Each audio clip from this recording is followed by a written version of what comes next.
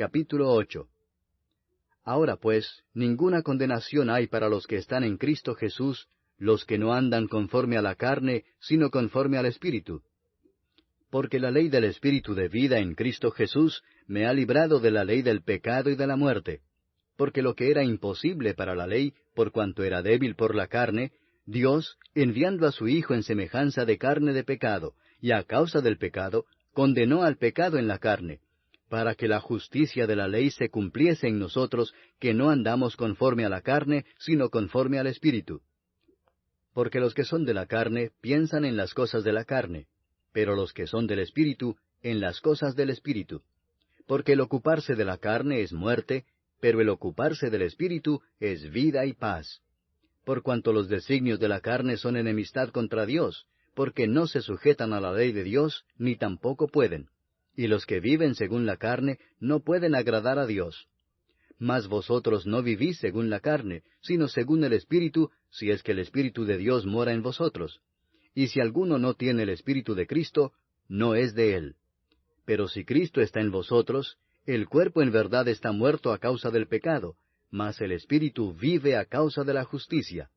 Y si el Espíritu de aquel que levantó de los muertos a Jesús mora en vosotros, el que levantó de los muertos a Cristo Jesús vivificará también vuestros cuerpos mortales por su Espíritu que mora en vosotros.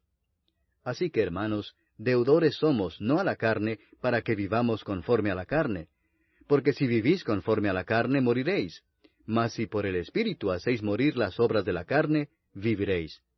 Porque todos los que son guiados por el Espíritu de Dios, éstos son hijos de Dios. Pues no habéis recibido el espíritu de esclavitud para estar otra vez en temor, sino que habéis recibido el espíritu de adopción, por el cual clamamos, Abba, Padre. El Espíritu mismo da testimonio a nuestro espíritu de que somos hijos de Dios, y si hijos, también herederos, herederos de Dios y coherederos con Cristo, si es que padecemos juntamente con Él, para que juntamente con Él seamos glorificados. Pues tengo por cierto que las aflicciones del tiempo presente no son comparables con la gloria venidera que en nosotros ha de manifestarse. Porque el anhelo ardiente de la creación es el aguardar la manifestación de los hijos de Dios. Porque la creación fue sujetada a vanidad, no por su propia voluntad, sino por causa del que la sujetó en esperanza, porque también la creación misma será libertada de la esclavitud de corrupción a la libertad gloriosa de los hijos de Dios. Porque sabemos que toda la creación gime a una, y a una está con dolores de parto hasta ahora. Y no solo ella, sino que también nosotros mismos, que tenemos las primicias del Espíritu, nosotros también gemimos dentro de nosotros mismos, esperando la adopción, la redención de nuestro cuerpo. Porque en esperanza fuimos salvos, pero la esperanza que se ve no es esperanza, porque lo que alguno ve, ¿a qué esperarlo? Pero si esperamos lo que no vemos, con paciencia lo aguardamos. Y de igual manera el Espíritu nos ayuda en nuestra debilidad. Pues qué hemos de pedir como conviene, no lo sabemos. Pero el Espíritu mismo intercede por nosotros con gemidos indecibles. Mas el que escudriña los corazones sabe cuál es la intención del Espíritu, porque conforme a la voluntad de Dios intercede por los santos. Y sabemos que a los que aman a Dios, todas las cosas les ayudan a bien, esto es, a los que conforme a su propósito son llamados.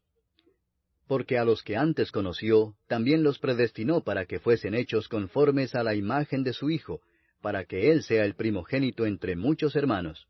Y a los que predestinó, a éstos también llamó, y a los que llamó, a éstos también justificó, y a los que justificó, a éstos también glorificó. ¿Qué pues diremos a esto? Si Dios es por nosotros, ¿quién contra nosotros? El que no escatimó ni a su propio Hijo, sino que lo entregó por todos nosotros, ¿cómo no nos dará también con Él todas las cosas? ¿Quién acusará a los escogidos de Dios? Dios es el que justifica. ¿Quién es el que condenará? Cristo es el que murió, mas aún el que también resucitó, el que además está a la diestra de Dios, el que también intercede por nosotros. ¿Quién nos separará del amor de Cristo? ¿Tribulación, o angustia, o persecución, o hambre, o desnudez, o peligro, o espada? Como está escrito, por causa de ti somos muertos todo el tiempo, somos contados como ovejas de matadero. Antes, en todas estas cosas somos más que vencedores por medio de aquel que nos amó. Por lo cual estoy seguro de que ni la muerte, ni la vida, ni ángeles, ni principados, ni potestades, ni lo presente, ni lo porvenir, ni lo alto, ni lo profundo, ni ninguna otra cosa creada, nos podrá separar del amor de Dios que es en Cristo Jesús, Señor nuestro. Capítulo 9. Verdad digo en Cristo, no miento, y mi conciencia me da testimonio en el Espíritu Santo, que tengo gran tristeza y continuo dolor en mi corazón, porque deseara yo mismo ser anatema, separado de Cristo, por amor a mis hermanos, los que son mis parientes según la carne, que son israelitas, de los cuales son la adopción, la gloria, el pacto, la promulgación de la ley, el culto y las promesas, de quienes son los patriarcas, y de los cuales, según la carne, vino Cristo, el cual es Dios sobre todas las cosas, bendito por los siglos. Amén.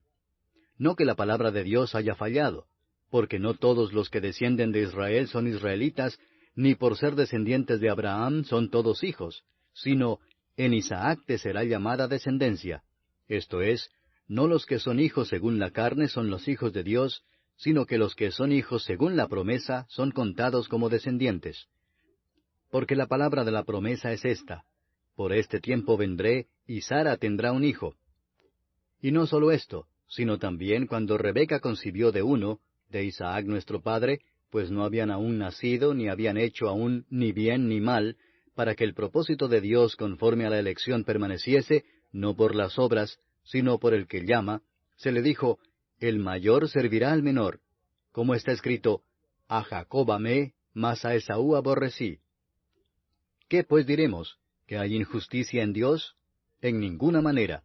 Pues a Moisés dice, tendré misericordia del que yo tenga misericordia, y me compadeceré del que yo me compadezca. Así que no depende del que quiere, ni del que corre, sino de Dios que tiene misericordia. Porque la Escritura dice a Faraón, para esto mismo te he levantado, para mostrar en ti mi poder, y para que mi nombre sea anunciado por toda la tierra. De manera que de quien quiere tiene misericordia, y al que quiere endurecer, endurece. Pero me dirás, ¿por qué pues inculpa? Porque, ¿quién ha resistido a su voluntad? Mas antes, oh hombre, ¿quién eres tú para que alterques con Dios? Dirá el vaso de barro al que lo formó, ¿por qué me has hecho así? ¿O no tiene potestad el alfarero sobre el barro para hacer de la misma masa un vaso para honra y otro para deshonra?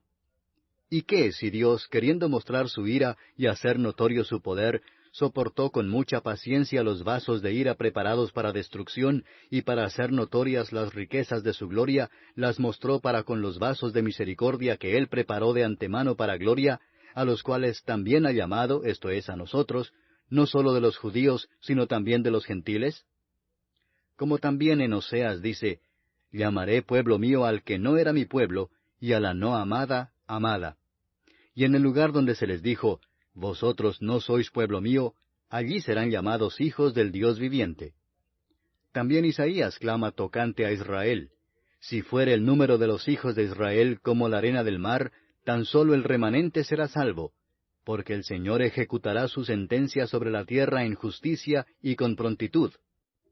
Y como antes dijo Isaías, si el Señor de los ejércitos no nos hubiera dejado descendencia, como Sodoma habríamos venido a ser, y a Gomorra seríamos semejantes.